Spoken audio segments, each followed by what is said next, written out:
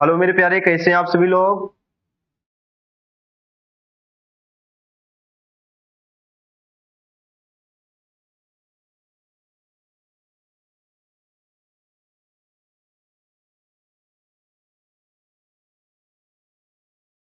Hello my dear, कैसे हैं आप सभी लोग और कैसे चल रही है आपकी पढ़ाई। आप एक बार सुंदर सा कमेंट करके बताएं कि क्या मेरी आवाज आपके पास तक स्पष्ट पहुंच रही है ना मेरे प्यारे। एक बार सभी लोग मेरे प्यारे कमेंट करके बताएं कि क्या मेरी आवाज आपके पास तक स्पष्ट रही है या नहीं। उसके बाद मैं क्लास को स्टार्ट कर देता हूं। और आज क्लास के माध्यम से मेरे प्यारे सभी लोग पढ़ेंगे प्रकाश का अपवर्तन। और ध्यान दीजिएगा, एक बार थोड़ा सा मैं इसको लिंक को शेयर कर दे जिससे मेरे और जो प्यारे वो भी जुड़ जाए। उसके बाद मैं क्लास को स्टार्ट कर देता हूं। बस 1-2 मिनट का समय लगेगा। आप सभी लोग फटाफट शेयर करें और कमेंट करके बताएं कि क्या मेरी आवाज आपके पास तक स्पष्ट पहुंच रही है। फटाफट मेरे प्यारे आप सभी लोग शेयर कर दें और जिससे मैं क्लास को स्टार्ट कर सकूं और अपने सभी प्यारे के पास शेयर कर दे रहे हैं। उसके बाद मैं क्लास को बहुत ही जल्दी 1-2 मिनट में स्टार्ट कर दे रहा हूं।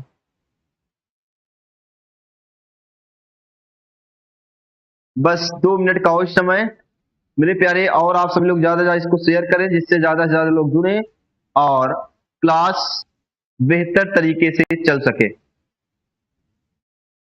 चलिए बिना देरी किए मैं क्लास को स्टार्ट कर देता हूं।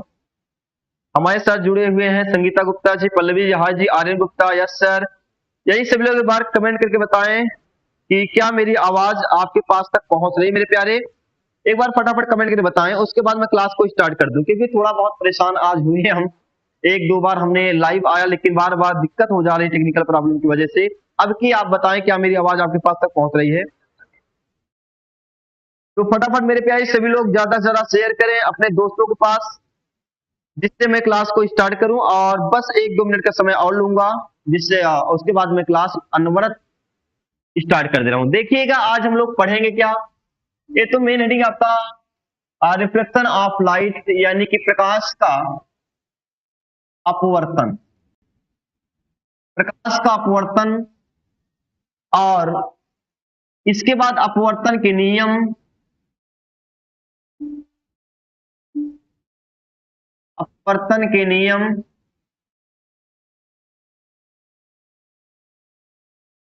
और इसके बाद हम लोग पढ़ेंगे क्रांतिक अपवर्तनांक और वेग तथा तरंग दैर्ध्य के बीच का संबंध, क्रांतिक कोण।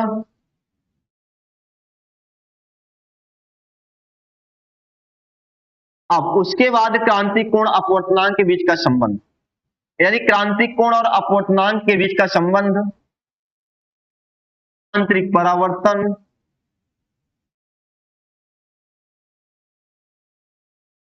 इन सभी टॉपिक के बारे में मेरे प्यारे आज हम क्या करें, चर्चा करने वाले हैं। तो फटाफट आप सभी लोग शेयर करें, लाइक करें, कमेंट करें जिससे क्लास को मैं स्टार्ट कर दूं। और हाँ, आज की क्लास से आप इस सभी चीजों को part of the good one, बहुत बहुत धन्यवाद भैया जी। आप सभी लोग से निवेदन है कि आप लोग एक बार इसको जरूर लाइक कर दें क्योंकि आप लोगों के लाइक और कमेंट से मुझे एनर्जी मिलती है। जिस लाइक कमेंट की वजह से, एनर्जी की वजह से हम आपको बेहतर से बेहतर पढ़ाने का प्रयास करते हैं। तो कोई बात नहीं मेरे, फटाफट आप लोग शेयर करें और मैं क्लास को स्टार्ट कर देता हूं। ध्यान दीजिएगा, तो सबसे पहले हम स्टार्ट करेंगे अपवर्तन। ध्यान दीजिएगा अपवर्तन है क्या। अब अपवर्तन की जब बात करते हो आप लोग, मान लीजिए कोई आपके पास पानी है, उस पानी में जब किसी छड़ी को आप देखते होंगे, छड़ी क्या होती है, जितनी पानी में आपकी जो छड़ी डूबी होती है वो डूबी हुई छड़ी क्या होती है, टेढ़ी टेढ़ी दिखाई देती है। ऐसा क्यों। यानी कि मान लीजिए आपके पास कोई पानी से भरी हुई एक बाल्टी है। इस बाल्टी में जब पानी भरा होता है, इस बाल्टी में कार्य क्या होता है, पानी भरा होता है।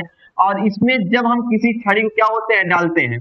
जब किसी छड़ी को डालते हैं तो आप देखते होंगे कि पानी में डूबी हुई जो आपकी छड़ी है थोड़ा सा आपका टेढ़ी आपको प्रतीत होती है।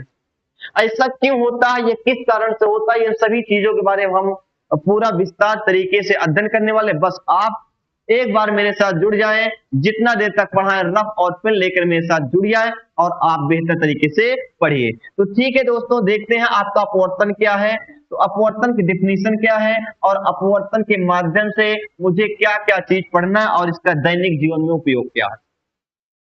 देखिए, अपवर्तन को पढ़ने से पहले अगर हम माध्यम की चर्चा कर लें तो बहुत बेहतर होगा। माध्यम, अब देखिए जो माध्यम होता है मेरे प्यारे, माध्यम आपका होता है एक विरल माध्यम, दूसरा आपको मिलेगा सघन माध्यम। एक होता है विरल माध्यम, एक होता है सघन माध्यम। और जो विरल माध्यम होता है मेरे प्यारे, विरल माध्यम क्या होते हैं, किसी भी चीज के अणु क्या होते हैं, बहुत पास पास होते हैं। इसमें अणु क्या होंगे, बहुत पास पास होंगे। अणु बहुत पास पास होते हैं, सॉरी, अणु क्या होते हैं इसमें बहुत दूर दूर होंगे, सॉरी, यहाँ पे अणु क्या होते हैं मेरे प्यारे, बहुत दूर दूर होते हैं। और सघन जो होता है, सघन मतलब क्या होता है, इसमें जो अणु होते हैं, अणु क्या होते हैं, बहुत पास पास होते हैं, है ना। जैसे अगर ये यहाँ देखा जाए, इसके अणु क्या होंगे, थोड़ा थोड़ा दूर दूर हो जाएंगे, लेकिन इसमें देखेंगे जब विरल सघन माध्यम होगा तो सघन माध्यम में जो आपके अणु होंगे, अणु क्या होता है, आपके बहुत नजदीक पाए जाते हैं। यानी आप जानते होंगे, कहा जाता होगा गांव में कि खेत इस बार बहुत बिड़र है। बिड़र का मतलब बहुत दूर दूर है। और सघन है, सघन का मतलब जब अणु क्या होते हैं, बहुत पास पास होते हैं। लेकिन याद रख लेना, ना तो कोई सघन होता है, ना तो कोई विरल होता है बिना सापेक्ष के। जैसे मैं कह दूं यहाँ पे मैं लिख दूं कि पानी, यहाँ पे पहला काम वायु है, वायु के बाद मैं पानी बोल दूं तो यहाँ पर देखिए वायु क्या होगा, यहाँ पे विरल माध्यम होगा, लेकिन यहाँ पे पानी क्या होगा मेरे प्यारे, सघन माध्यम होगा, है ना। क्योंकि वायु के सापेक्ष सघन। अगर मैं यहीं पर रख दूं, अगर यहाँ पर मैं रख देता हूं कांच, तो अगर मैं कांच रखूंगा तो इसके सापेक्ष जो आपका कांच है, कांच सघन बन जाएगा। और आपका जो पानी है मेरे प्यारे, पानी क्या बन जाएगा, विरल बन जाएगा। क्या बन जाएगा, विरल बन जाएगा। यानी कि हमेशा सापेक्ष की बात करेंगे तभी आपको विरल, तभी आपको सघन मिलेगा। जैसे मैं कह दूं कि मैं बहुत लंबा हूं लेकिन उनसे लंबा हो जो मुझसे छोटे हैं, है ना। मैं लंबा हूं लेकिन जो हमसे छोटे हैं उन्हीं से लंबा हूं, और जो हमसे लंबे हैं उनसे मैं क्या हूं, छोटा हूं।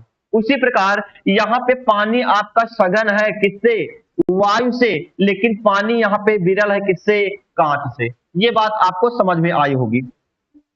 तो चलिए ठीक है, स्टार्ट करते हैं। अपवर्तन अब क्या होगा, ध्यान दीजिएगा,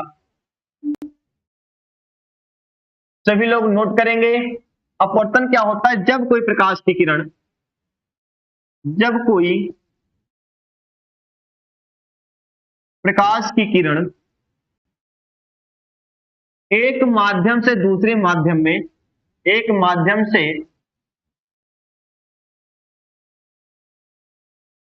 दूसरे माध्यम में प्रवेश करता है, माध्यम में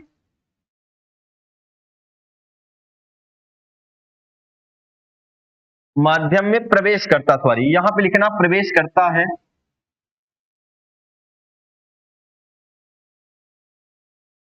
तो वह अपने, यानी जो तो प्रकाश अपने मार्ग से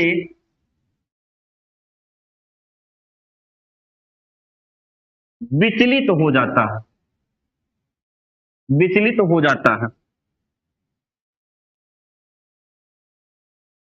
इसी घटना को मेरे प्यारे हम क्या बोलते हैं, प्रकाश का अपवर्तन बोले। ध्यान दीजिएगा कि जब कोई प्रकाश की किरण एक माध्यम चलकर दूसरे माध्यम में प्रवेश करता है तो वह अपने रास्ते से, अपने मार्ग से थोड़ा सा क्या हो जाता है, विचलित हो जाता है।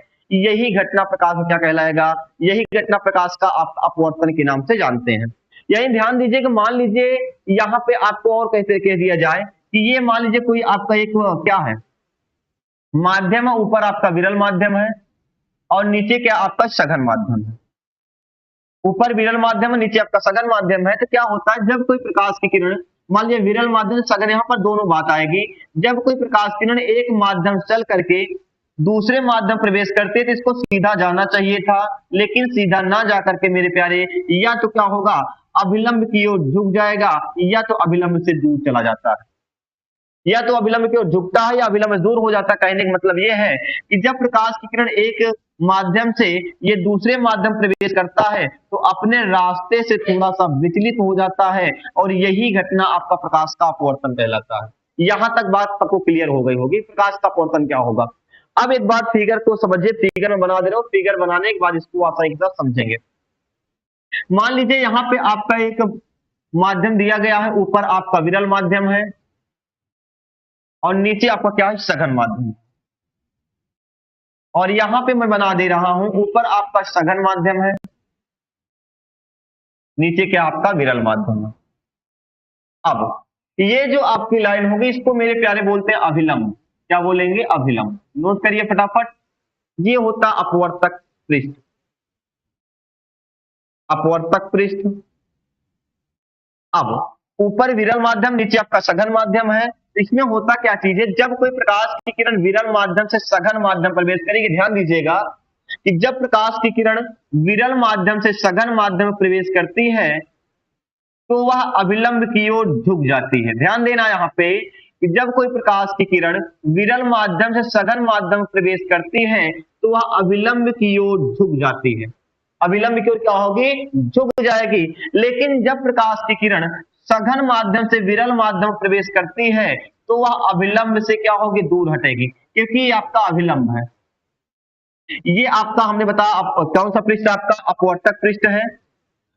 अब देखिएगा, जब आपका क्या होगा, प्रकाश विरल से सघन में जाती है तो अभिलंब की ओर क्या होगा? झुकेगी। और यहाँ पे जब प्रकाश सघन से जाती है मेरे प्यारे विरल में तो अभिलंब से दूर हटते, ये बात को ध्यान देना। एक इसको आपको अभी नोट भी करवा देंगे। तो ये जो आपकी किरण है, ये जो आपकी किरण है, इस किरण को हम बोलते हैं आपतित किरण। क्या बोलेंगे मेरे प्यारे? आपतित किरण।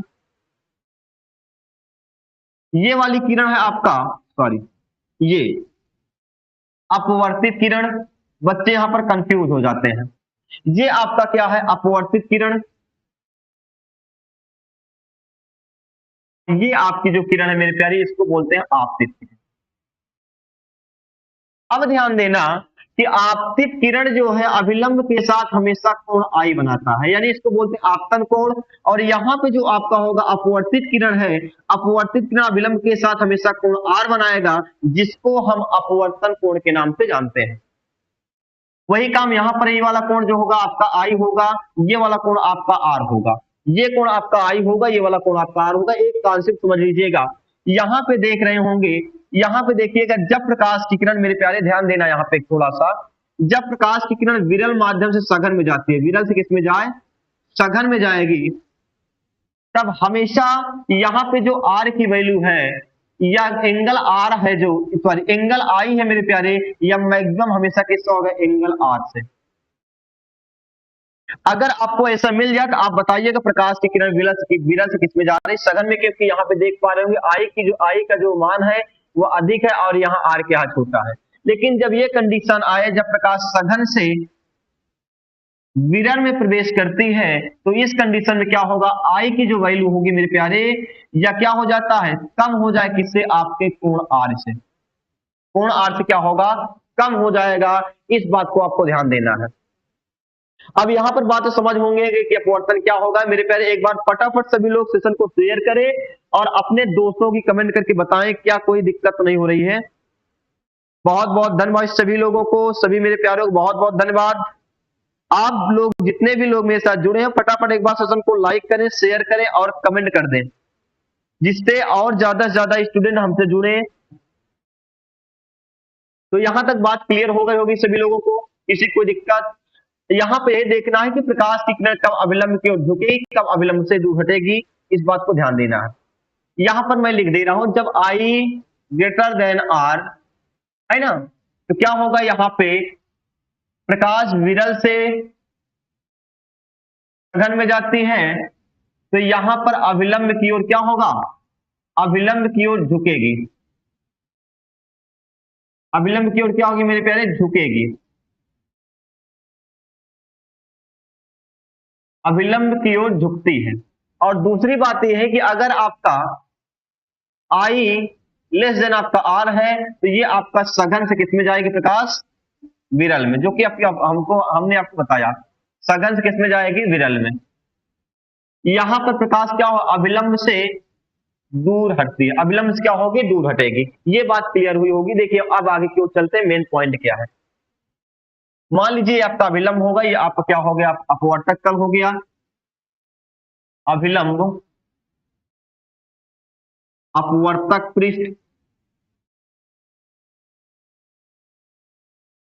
अब जब कोई प्रकाश की किरण एक माध्यम से चलकर दूसरे माध्यम में आएगी तो अभिलंब की ओर झुक जाएगी या अभिलंब से दूर हट जाएगी। ये तो बात क्लियर हो गई, हमने आपको अभी जस्ट बताया था। या तो अभिलंब की ओर आएगी या तो अभिलंब से क्या होते दूर जाएगी। कब दूर जाएगी, कब नजदीक आएगी, इसको हमने आपको बता दिया है। इसको हमने क्या किया, आपको बता दिया है। तो यहां पर मैं डाट डर बना दे, इसको ऐसे जाना चाहिए था।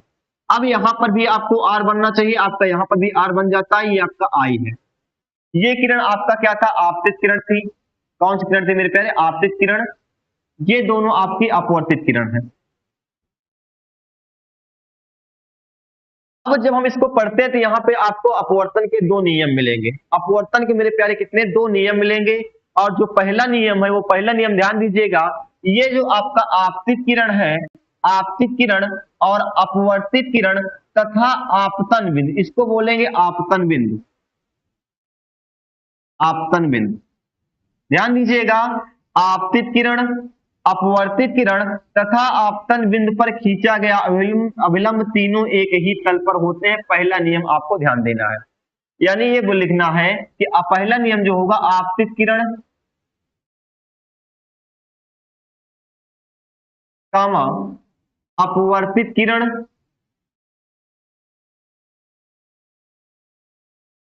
आपतन बिंदु पर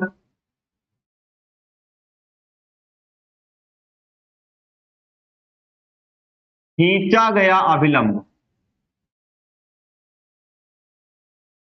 तीनों एक ही तल पर होते हैं।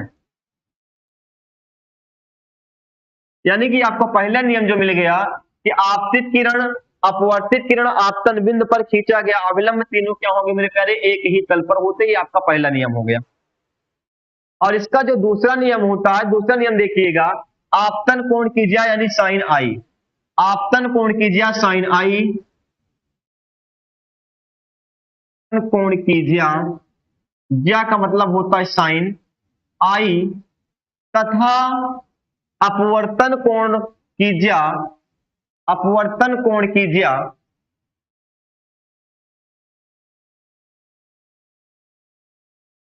अपवर्तन कोण कीजिए साइन आर का अनुपात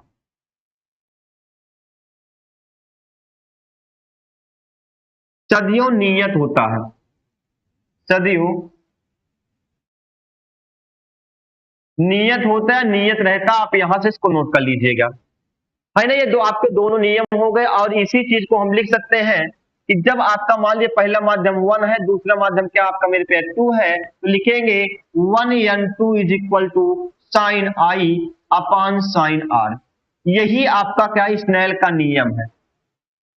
स्नेल का नियम यही कहलाता है। यही क्या होगा, आपका स्नेल का नियम है। इस बात को आपको ध्यान देना है। और फटाफट एक बार सेशन को शेयर करें और कमेंट करके बताएं कि कोई, बिल्कुल, बहुत बहुत धन्यवाद भैया। तो ये बात आप सबको क्लियर हो गई होगी।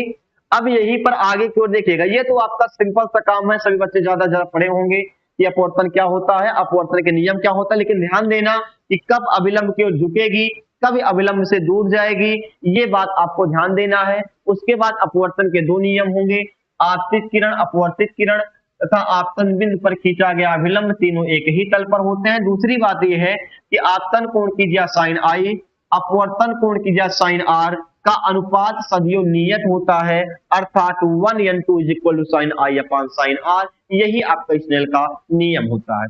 यहां तक सभी बच्चों को कमेंट समझ में आया होगा। तो एक बार सभी लोग स्क्रीनशॉट ले लें, उसके बाद में आगे की ओर चलते हैं। अब आगे की ओर चलते हैं, देखते हैं आगे की ओर मुझे क्या पढ़ना है। अब एक बात ध्यान दीजिएगा, अब यहीं से आपको एक बात समझ लेना। और जब यहां पे आपको पता चल गया है कि आप अपवर्तन जो होता है, ये तो आपका क्या होता है, अभिलंब होता है। आपतित किरण आपकी ये होती है, ध्यान दीजिएगा, मैं फिगर को एक बार फिर बता दे रहा हूं और यही सारा कॉन्सेप्ट आपको क्लियर करना है। मान लीजिए अभिलंब से क्या होगी, ये प्रकाश की किरण दूर गई, तो ये तो कोण आपका आई बन जाता है मेरे प्यारे। और ये जो आपका कोण होगा, ये कोण आपका आर होता है। ये आपका अभिलंब है, हमने आपको बताया। ये आपका क्या है, ये आपका आपतित किरण,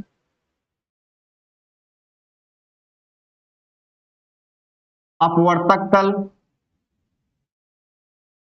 है ना, ये आपका अपवर्तित किरण। मान लीजिए जो आपका पहला माध्यम है N1 है, दूसरे माध्यम को मान लेते हैं मेरे प्यारे N2 है, या पहला माध्यम 1 है, दूसरा माध्यम क्या है 2 है। तो यहां से अभी आपको एक चीज मिला था कि sine i 1N2 is equal to sine i upon sine r. ये आपका स्नेल का नियम था। ये क्या था? स्नेल का नियम था। इसी को हम एक चीज और लिख सकते हैं, इसको हम लिख सकते हैं कि N1 1N2 is equal to sine i upon sine r is equal to N2 upon N1। अब बात यह है कि ये क्या दिया गया, इसका मतलब यह प्रकाश पहले माध्यम से दूसरे माध्यम में जा रही है। प्रकाश पहले माध्यम से दूसरे माध्यम क्या हो रहे हैं मेरे प्यारे? प्रवेश कर रही है। इस बात को ध्यान देना। अगर यहीं पर हम 2N1 लिख देते, इसका मतलब दूसरे से प्रकाश किस में जा रहे हैं? पहले में जा रहे हैं। दूसरे से किस में जा रही है? पहले में जा रही है। इसका मतलब ये होगा। चलिए, अब यहां तक अगर आपको बात क्लियर हो गई होगी तो तो आगे फिर हम चले।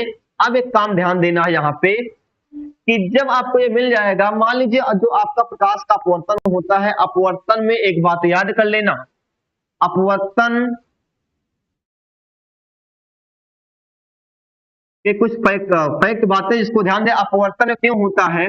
जैसे आपसे पूछा जाए कि अपवर्तन होता क्यों है, तो आप बताएंगे अपवर्तन होने का रीजन ये होगा, वेग में परिवर्तन होता है। वेग में क्या होगा? परिवर्तन होता है। क्योंकि प्रकाश की किरण जब आपके विरल में होगी तो वहां पर उसकी स्पीड अधिक होगी, जब सघन में होती है तो उसकी स्पीड क्या हो जाती है? कम हो जाती है। विरल में स्पीड अधिक होती है और सघन में स्पीड क्या होती है? कम हो जाती है। इन्हीं स्पीडों के बीच का जो डिफरेंट है, इसी डिफरेंट की वजह से प्रकाश का अपवर्तन होता है। और ध्यान दीजिएगा, अपवर्तन की कंडीशन में आवृत्ति नहीं बदलती और रंग नहीं बदलता, बाकी सारी चीजें क्या हो जाते हैं मेरे प्यारे? बदल जाती हैं। सभी प्यारे क्या होते हैं मेरे प्यारे? बदल जाती हैं। इस बात को आपको ध्यान देना है। क्या होता है? अपवर्तन नहीं, अपवर्तन में वेग परिवर्तन हो की वजह से होता है, आवृत्ति नहीं बदलती, रंग नहीं बदलता, बाकी आपकी सारी चीजें क्या हो जाती हैं? बदल जाती है। इस बात को आपको ध्यान देना है। अब चलो देखते हैं क्या क्या। यहां तक बात क्लियर हो गई होगी तो हम आगे की ओर चलते हैं। जो मुझे बताना है, जो मुझे समझना है, और आज का मेन फार्मूला क्या होगा जिसके माध्यम हम सवाल को लगाएंगे। अब मान लीजिए जो आपका पहला माध्यम था, पहले माध्यम प्रकाश का वेग जो है आपका v1 है, और जब वो दूसरे माध्यम पहुंचता है प्रकाश का वेग कितना हो जाता है? v2 हो जाता है। पहले माध्यम प्रकाश की चाल कितना है? v1 है, दूसरे में क्या हो जाता है? आपका v2 हो जाता है। तो हम यहाँ पर लिखेंगे, देखिए इसी को हम लिख सकते हैं अपवर्तनांक n। क्या लिखेंगे? n लिखो, या N2 अपान N1 लिख सकते हो, या आप n जो अभी आपको हमने बताया था, और sine i upon sine r, ये तो स्नेल का नियम बताया है। तो इसमें क्या होता है? पहले माध्यम में प्रकाश की चाल, पहले माध्यम प्रकाश चाल कितना? v1 है, अपान दूसरे माध्यम प्रकाश चाल क्या है? v2 है। v1 upon v2। और यदि कह दिया जाए प्रथम माध्यम जो हो निर्वात हो, पहला माध्यम क्या है? निर्वात होगा, तो ये जो प्रकाश की चाल है, ये प्रकाश की चाल क्या हो जाती है? c के बराबर हो जाए। यही निर्वात प्रकाश चाल कितनी होती है? c होती है। तो हम यहीं पर लिख भी देंगे, यदि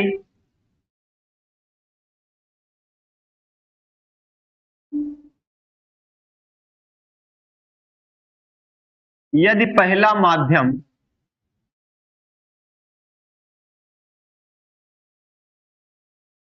निर्वात हो तो v1 की जो वैल्यू होती है क्या हो? c के बराबर हो जाएगी, और जो v2 है किसके बराबर हो जाएगी? v के बराबर हो जाएगी। तब हम यहां पर लिखेंगे,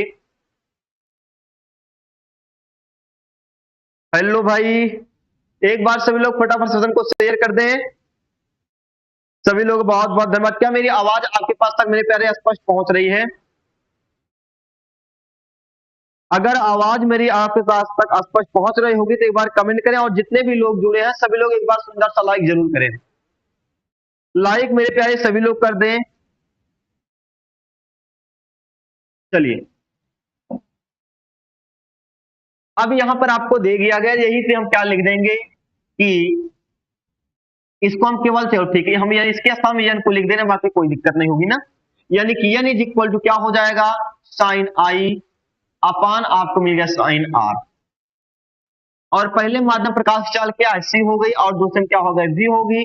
तो यही चीज आपको n बराबर सी अपान वी, n बराबर सी अपान वी, यही मेरे प्यारे क्या होगा, अपवर्तनांक और प्रकाश की चाल में क्या होगा, संबंध होगा। यही प्रकाश की चाल और अपवर्तनांक के बीच का संबंध होगा। इस बात को ध्यान दे लेना, आप लोग फार्मूले को अच्छे तरीके से रट लेना है। फिर समझ लीजिएगा, यानी कि n को हम लिख सकते हैं 1n2, इसको लिखा जा सकता है n2 अपान n1, और यही sine i upon sine r के बराबर होता है। और जो अभी आपको फॉर्मूला सी अपान वी भी, ये सारी चीजों को आपको ध्यान देना है। और अगर हम इसको और इसको बराबर कर देंगे तो n बराबर सी अपान वी, तो मेरे प्यारे क्या होगा, ये आपका अपवर्तनांक होता है और ये प्रकाश की चाल है, ये निर्वात प्रकाश चाल, ये माध्यम प्रकाश की चाल है। तो यहां से हम प्रकाश का अपवर्तनांक और प्रकाश की चाल के बीच के संबंध को क्या करेंगे, फाइंड करेंगे, संबंध को जानेंगे। अब चलते हैं आगे की ओर, देखते हैं क्या पढ़ना है। सभी लोग यहां पर क्लियर हो गया होगा, किसी कोई दिक्कत हो तो आप लोग कमेंट करके जरूर बताएं। चलो एक सवाल इसमें हम देख लेते हैं, एक सवाल इसी पे देख लिया जाए। यदि कोई प्रकाश की किरण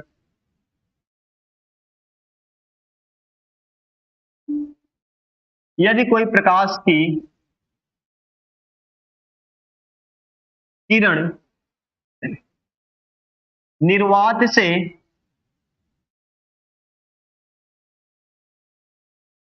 किसी माध्यम में प्रवेश करती है, निर्वात से किसी माध्यम में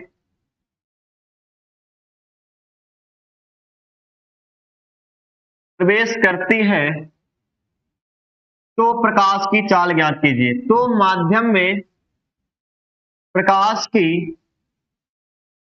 चाल ज्ञात कीजिए, और यदि n की वैल्यू दिया जाए 1.5, यानी माध्यम का जो अपवर्तनांक है वह 1 पॉइंट दिया गया हो, तब क्या करेंगे। देखिएगा, अभी हमको फार्मूला बताया गया था कि जब निर्वात प्रकाश चाल होगी तो निर्वात प्रकाश की चाल को हम लिखते हैं सी। निर्वात में प्रकाश की चाल क्या होते हैं मेरे प्यारे, सी होगा। माध्यम प्रकाश चाल क्या होता है, वी होगा, और अपवर्तनांक आपको दिया गया 1.5। और ये भी पता होगा निर्वात में जो प्रकाश की चाल होती है वो अधिकतम प्रकाश की चाल होती है, जिसकी वैल्यू होती है 3 इंटू 10 की पावर आपको मिलेगा 8, या यहाँ पर आपको पॉइंट लगा के 0 भी लगा सकते हैं। तो इनके बीच का जो संबंध है वह संबंध होता है n बराबर सी अपान वी। और n अगर आपको फाइंड वी की वैल्यू फाइंड करना, माध्यम प्रकाश चाल फाइंड करना है, तो v इज इक्वल टू मिलेगा सी अपान n, जहां c की वैल्यू जो दी गई है देख पा रहे होंगे 3 इंटू 10 की पावर आपकी 8 है। लिखिए 3.0 10 की पावर 8 अपान 1.5, कैंसिल कर देंगे तो आपको मिलेगा 2 इंटू 10 की पावर 8 मीटर पर सेकेंड। यही क्या होगा, इसका आंसर होगा। यही क्या होगा मेरे प्यारे, इसका आंसर होगा। आप सभी लोग इसको नोट कर लेंगे फटाफट। अब आपको तो हमने बता भी दिया था प्रकाश का अपवर्तनांक और वेग के बीच का संबंध क्या होगा। ये संबंध आपका क्या होगा, ध्यान दीजिए, n बराबर फिर लिखिए सी अपान वी या v1 अपान v2, यानी लिखेंगे प्रथम माध्यम में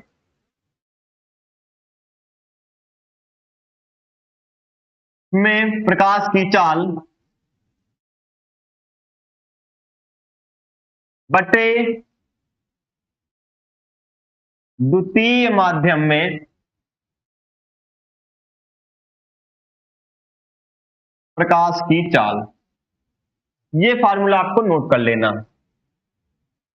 और यहीं पर अगर तरंगदैर्घ्य मिल जाता, अगर आपको तरंगदैर्घ्य, क्योंकि पहले माध्यम तरंगदैर्घ्य को दूसरी होगी और दूसरे माध्यम में तरंगदैर्घ्य भी क्या होगी मेरे प्यारे, दूसरी हो जाएगी, तो यहां से एक चीज और प्राप्त हो जाएगा। अगर पहले माध्यम प्रकाश की तरंगदैर्घ्य कितना, प्रथम माध्यम में तरंगदैर्घ्य की अगर बात करें λ1 है, तो दूसरे द्वितीय माध्यम में क्या होगा, क्या हो जाएगा, λ2 हो जाएगा। क्योंकि आपका जो तरंगदैर्घ्य भी क्या होती है, लगातार बदलती रहती है। तो आपको फाइनली मिल जाएगा n is equal to C upon V is equal V1 upon V2 is equal λ1 upon λ2। ये आपका होगा अपवर्तनांक वेग के बीच का संबंध, अपवर्तनांक तरंग दैर्ध्य के बीच का संबंध, और वेग और तरंग दैर्ध्य के बीच का भी यही क्या होगा मेरे प्यारे, संबंध होगा। यही क्या होगा, संबंध होगा। आप सभी लोग इसको फटाफट नोट कर लेंगे और आगे की ओर हम चलते हैं।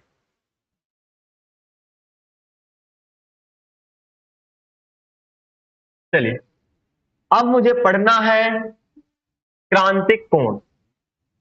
क्रांतिक कोण क्या होगा, जिसको इंग्लिश में बोलते हैं क्रिटिकल एंगल।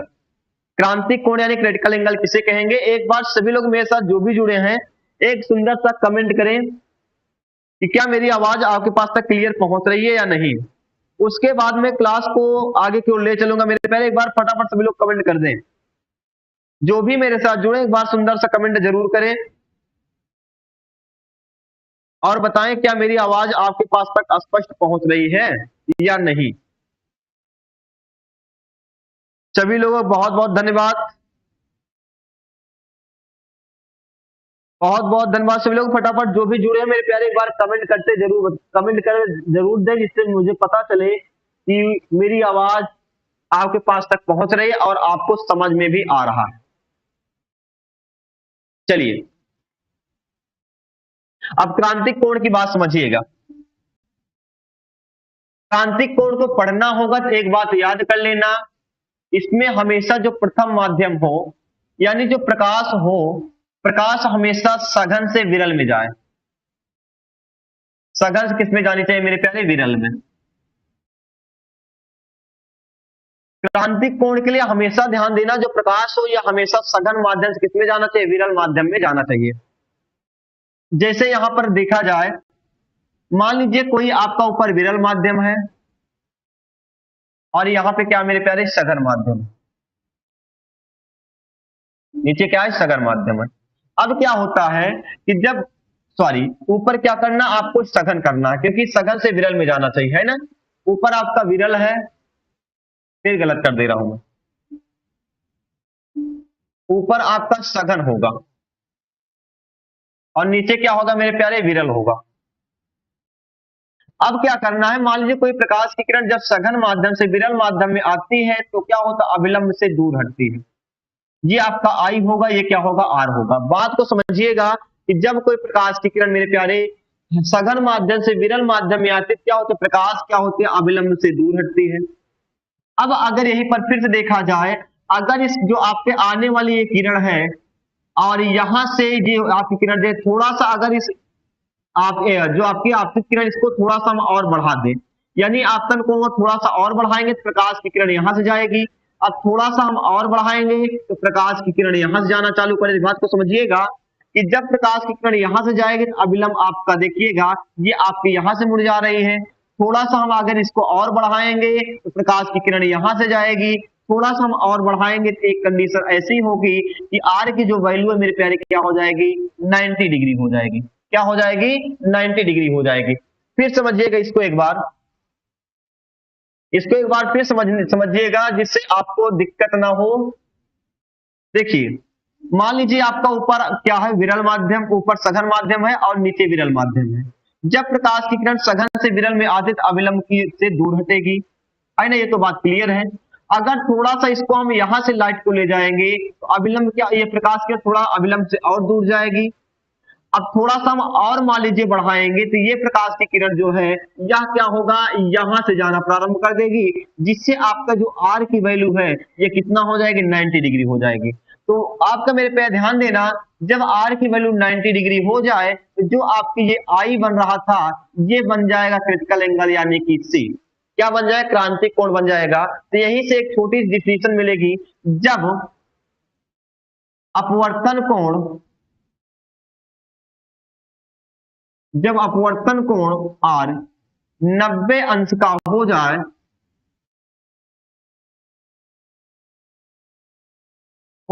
तो आपतन कोण आई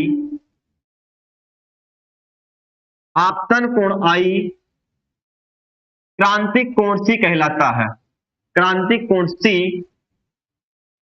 कहलाता है। यानी कि जब आपका आई की वैल्यू, आर की वैल्यू कितना हो जाए, 90 डिग्री हो जाएगी, तो आई क्या बन जाएगा मेरे प्यारे, क्रांतिक कोण बन जाता है। आई क्या बन जाएगा आपका, क्रांतिक कोण बन जाएगा। ये आपको नोट कर लेना है और ये पॉइंट को विधिवत तरीके से समझ लेना है और याद करके रख लेना है। अब यहां पर जब हम बात करेंगे क्रांतिक कोण और यानी कि अपवर्तनांक और क्रांतिक कोण का बीच का संबंध क्या है, इनके बीच का रिलेशन क्या है, तो हमने आपको पहले ही बताया था, स्नेल के नियम के अनुसार देखेगा तो 1n2 इज इक्वल टू होता है साइन आई अपान मेरे प्यारे साइन आर। ये तो सबको पता है। और यहीं पर एक चीज और ध्यान देना है, क्योंकि आपको पता है कि यहाँ पे आई की वैल्यू, आर की वैल्यू कितना होगा, 90 डिग्री, तो आई को क्या कर देना, मुझे सी कर देना। अब यही वैल्यू इस पे पुटअप कर देना है, 1n2 is equal 1n2 is equal क्या होगा, आई के स्थान में साइन सी अपान साइन 90, और साइन 90 डिग्री जो होता है, साइन 90 डिग्री की वैल्यू कितनी होती है, 1 होता है। कितना होगा, 1 होगा। तो सीधा सिंपल बात यहीं पर आपको मिल जाएगा, 1n2 is equal to sine सी।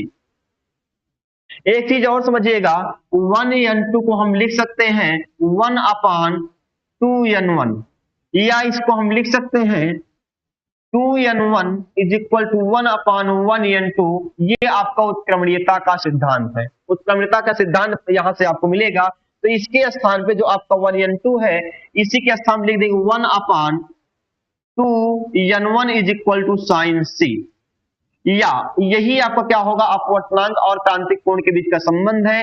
अगर इसको हम n मान ले, आपको मिलेगा 1 upon n is equal to sine C, या sine C is equal, sorry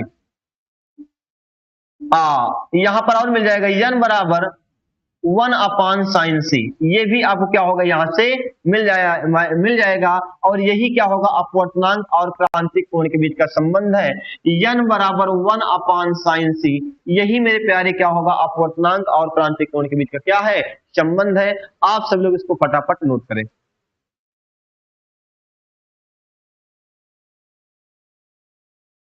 फटाफट मेरे प्यारे आप सब लोग इसको नोट कर लें।